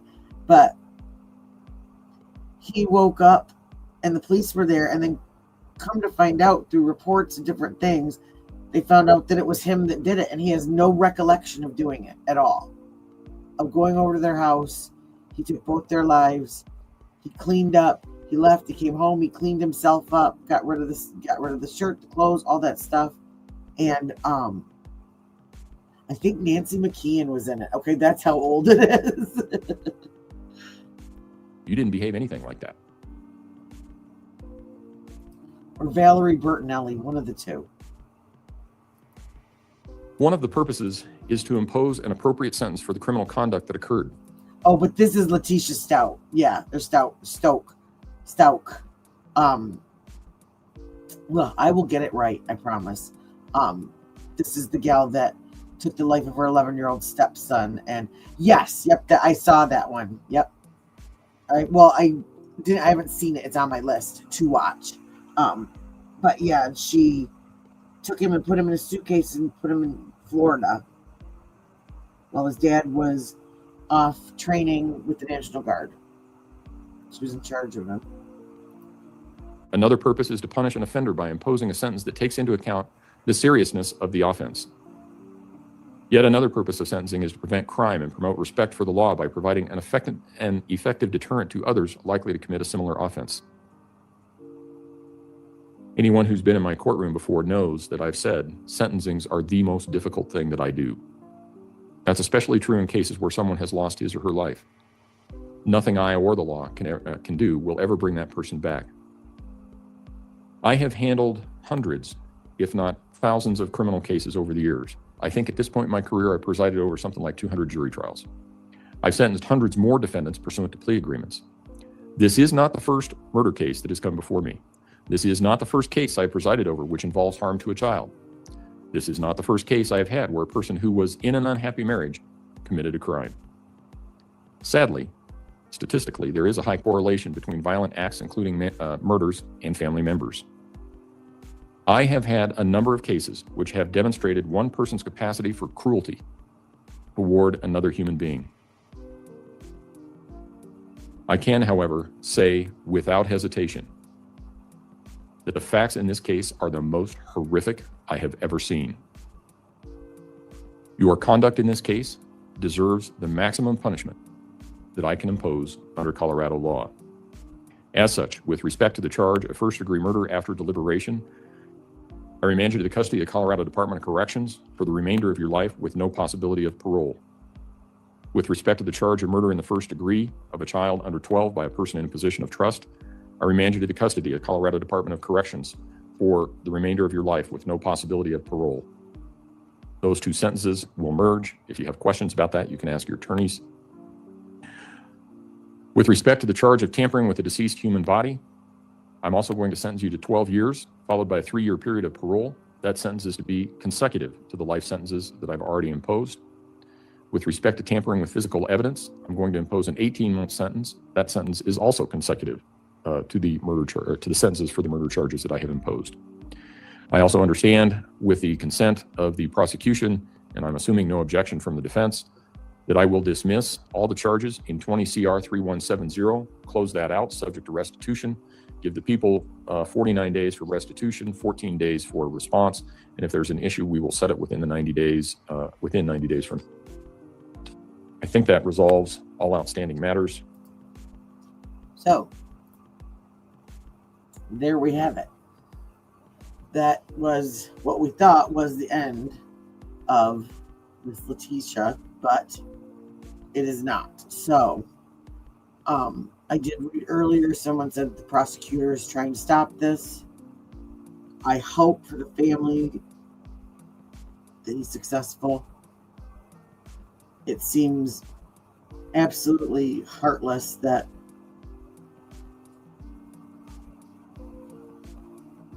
this poor family would have to go through this again because of an error in the jury. You know, I mean, that's just, it's ridiculous. It's something that should have been taken care of at the beginning of this trial. All the T's crossed, all the I's dotted. You can't, because no matter what, whether she's deemed insane or not this time, this woman does not belong out among the public. She did something violent and sick, and if she wants to blame her mental disease, fine. But oh my gosh, yeah, I've got those. I made a big list of stuff that we're going to go over, and that's going to be on a. We're not going to do that on a heavy day, because those are, oh gosh, the dad really. Well, both of them got me. And I think about that mother. I co-parent with Mac's husband, and I send my son over there twice a week, and I know he's safe, and I know he's okay, and I know that there's nobody there that's going to harm one hair on his head. But luckily, there haven't been any crazy women in my ex's life.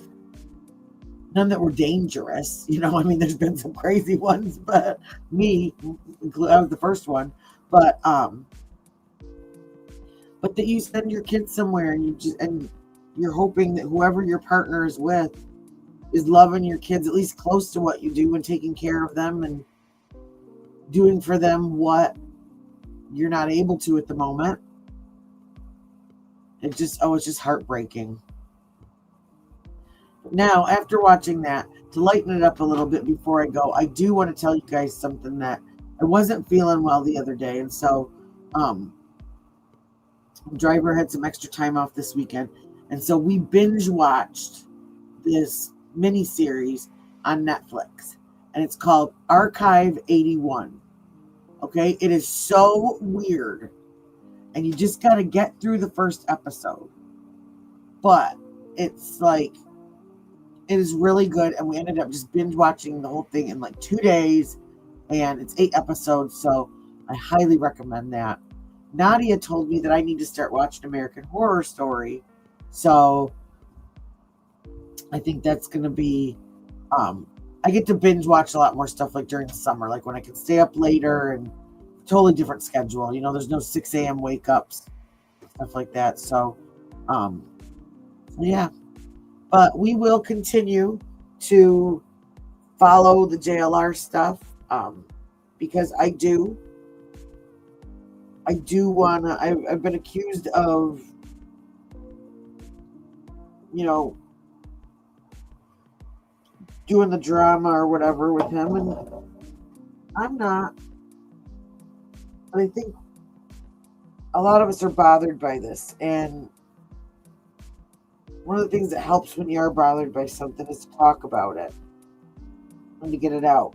And nothing that's being said in here is anything that hasn't been said by him, shown by him, public documents from court records, things like that. And we all have the right to be mad, and we all have the right to feel punked and duped, and we all have the right to want the world to know exactly who he is. Since he was so proud of it, he shouldn't have a problem with it now, right? Right. Oh, hey, Marilee, you are welcome anytime. Said the more the merrier. You guys are great. We've had great conversations, and we're gonna still keep trying to follow this Nancy Guthrie stuff. You know, I don't want to bore you guys and do, you know, entire lives on one specific thing. And I'm gonna keep, you know, truth helps me out immensely and is always finding stuff. If I'm having a busy day, she's sending me stuff saying, hey, look at this, hey, look at that. And so we will keep following JLR. We will keep putting positive energy out there that Magnolia gets some justice with all of this. That, you know, whatever side you are on it, that the truth will come out, because this is something that eventually the truth is gonna come out.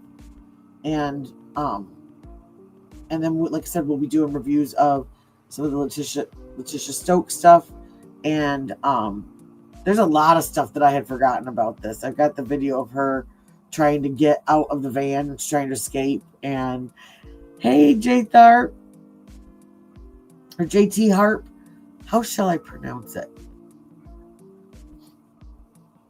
Everybody always pronounces my name when they don't, before they hear me talk, because I say they think I'm cutesy, which maybe I should just go with that. Cutesy. Is that better than cutsy cutesy?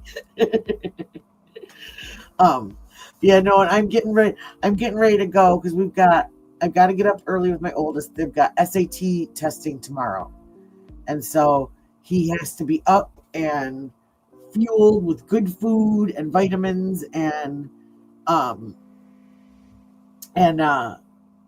his way to school. He's all about walking now, so gotta make sure he gets out the door in time. And oh my gosh, so nervous day.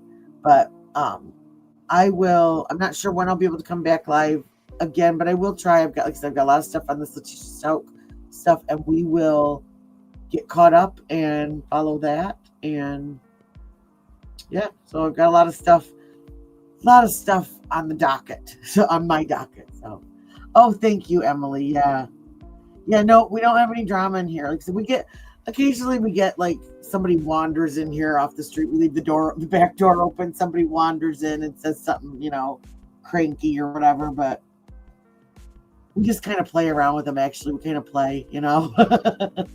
usually nobody says anything too bad in here. So all right.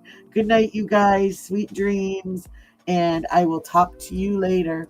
So everyone have a wonderful day, and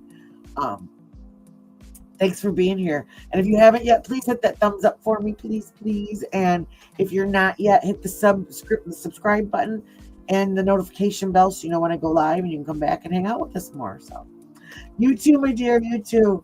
Good night. Oh, thanks, Doug. You're so sweet. Make me blush. Peace, love, and claws, y'all. Good night.